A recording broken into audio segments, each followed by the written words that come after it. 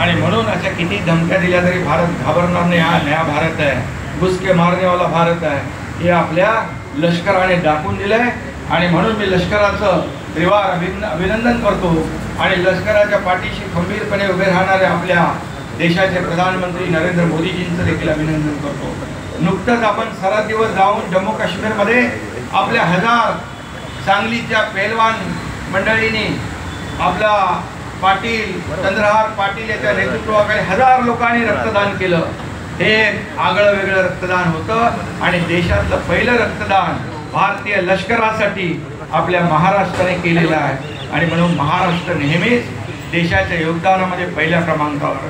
आणि म्हणून मी एवढंच सांगतो, या ठिकाणी प्रधानमंत्री नरेंद्र मोदीजींच्या नेतृत्वाखाली आज देशाच्या विकासाचं जे वेगवान घोडदौड सुरू आहे ही अनेकांना बघवत नाही. म्हणून आपल्याला देखील बेसावध राहून चालणार नाही. अमेरिकेसारख्या महासत्तेने आयात शुल्क वाढवून भारतासमोर आव्हान उभं करण्याचा प्रयत्न केलेला, परंतु आपला भारत जगातली आर्थिक महाशक्ती होण्यापासून कोणी रोखू शकत नाही. आज या सर्व जो काही त्यांनी टॅरिफ लावला आहे याचा भारतावर बिलकुल परिणाम होणार नाही. भारत कुठली कॉम्प्रोमाइज करणार नाही. शेतकऱ्यांसाठी असेल, सुरक्षेसाठी असेल, हे प्रधानमंत्री महोदयांनी दाखवून दिले. कारण आपला आत्मनिर्भर भारत होत चाललेला आहे आणि त्यामुळे हे जे काही करताय की त्यांनाच त्याचं भुगतान करावं लागेल. मी या प्रसंगी जास्त काही बोलत नाही, परंतु प्रगतीचा हा महारथ कोणीच रोखू शकणार नाही. आणि म्हणून आत्मनिर्भर भारत हा कुठल्याही शक्तीपुढे झुकणारा नाही हे मी या ठिकाणी सांगू इच्छितो. आणि भारत झुकणार नाही आणि महाराष्ट्रही झुकणार नाही. भारताच्या स्वातंत्र्य लढ्यात आणि नंतर झालेल्या विकास यात्रेत महाराष्ट्राचं योगदान खूप मोठं आहे. महाराष्ट्र $1 ट्रिलियन अर्थव्यवस्था म्हणून उदयाला येतोय. मी त्याहीपेक्षा पुढे जाऊन सांगतो, 1 ट्रिलियन नाही, मुंबई MMRची $1.5 ट्रिलियन एवढी कॅपॅसिटी आहे, एवढं पोटेन्शियल आहे. त्यामुळे भारताचं योगदान महाराष्ट्राचं योगदान निश्चितच भारताच्या विकासामध्ये अग्रगण्य ठरेल. देशाच्या नकाशावर महाराष्ट्रानं आपल्या कामगिरीनं नाव कोरलं आहे. मोठ्या प्रमाणात आलेली विदेशी गुंतवणूक असो किंवा दुर्बल गोरगरिबांसाठी लोकाभिमुख कल्याणकारी योजना असो, यामध्ये महाराष्ट्राने आपली बांधिलकी जपण्याचं काम केलेलं आहे. जेव्हा आपण विकसित भारत असं म्हणतो, महाराष्ट्राचं योगदान यात खूप मोठं असणार आहे. हे पुन्हा एकदा मी या ठिकाणी सांगू इच्छितो. खऱ्या अर्थाने आज महाराष्ट्राला म्हटलं म्हणजे आपण ठाण्यासारख्या झपाट्याने विकसित होत असलेल्या जिल्ह्याचं योगदानही तितकंच आहे. गेल्या 7-8 वर्षात ठाणे जिल्ह्याला आघाडीवर आणलेलं आहे. माझ्या मुख्यमंत्री पदाच्या कार्यकाळामध्ये मी, देवेंद्रजी, अजितदादा, आम्ही तिघी टीमने या ठिकाणी जवळपास या ठाण्याच्या विकास कामांना 3,000 कोटी रुपये दिले. ठाण्यातल्या विकास कामांना गती आली आणि राज्यात ठाणे जिल्ह्यात सर्वाधिक लोकसंख्या आहे. मोठ्या प्रमाणात कुशल अकुशल मनुष्यबळ या ठिकाणी आहे. मुंबई खालोखाल शहरीकरण झालेला हा जिल्हा आहे आणि म्हणून सर्वात जास्त स्किल मॅनपॉवर आहे, इन्फ्रास्ट्रक्चर आहे, आपल्याकडे कनेक्टिव्हिटी आहे.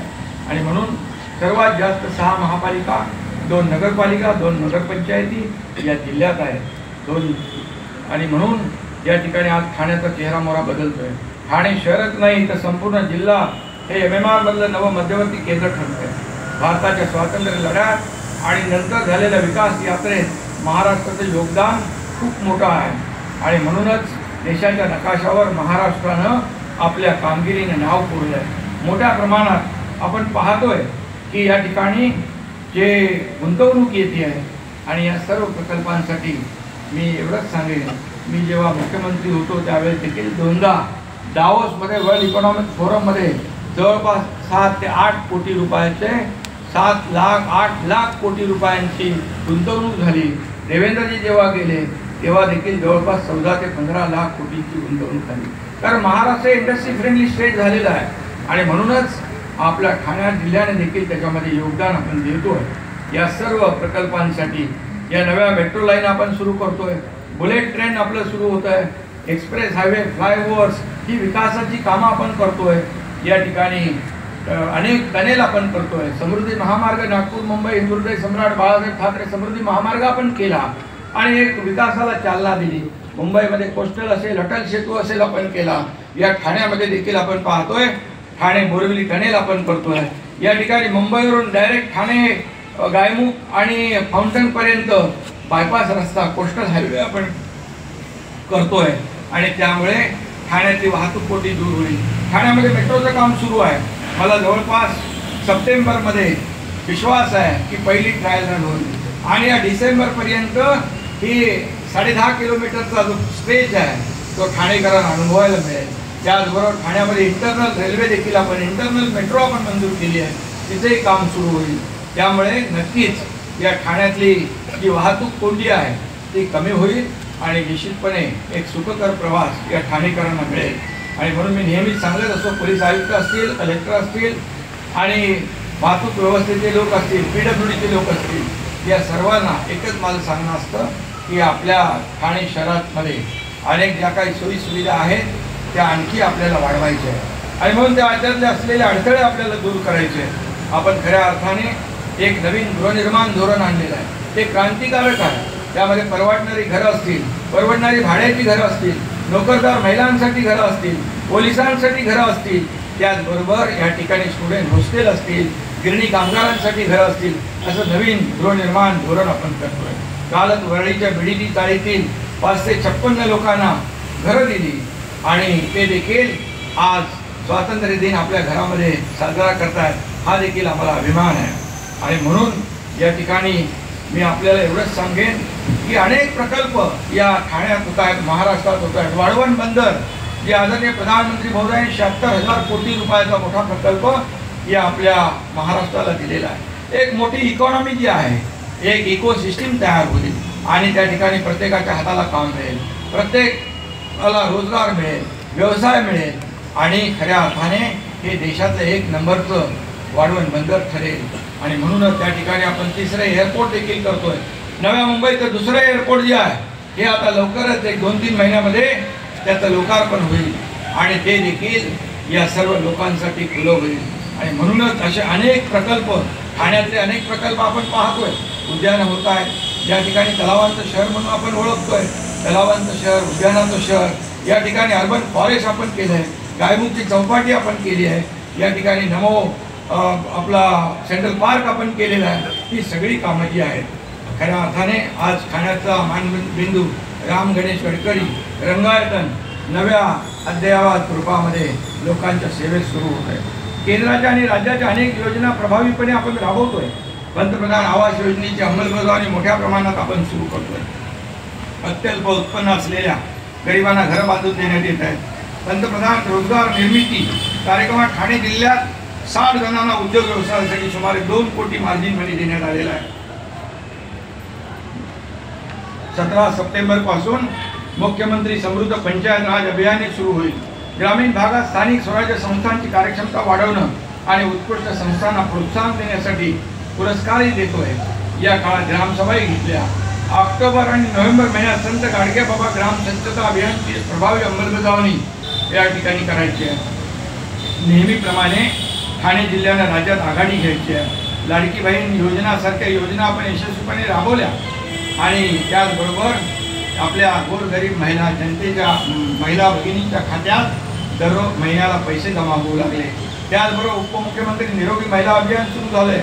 महिलांची गर्भाशय कर्करोग तपासणी करण्यात येते आहे. यंदापासून आपण राज्यात आदिशक्ती अभियान राबवतोय. महिलांच्या आर्थिक आणि सामाजिक, शैक्षणिक आणि आरोग्यविषयक समस्यांबाबत समाजात जनजागृती निर्माण करणारे हे अभियान आहे. या अभियानाची प्रभावी अंमलबजावणीसाठी ठाणे जिल्ह्यात समित्या स्थापन केल्या. शासनाच्या 100 दिवसाच्या कृती आराखड्यात ठाणे पालिकेचा पहिला क्रमांक आला. जिल्हा परिषदेला देखील या ठिकाणी मानाचं स्थान मिळालं.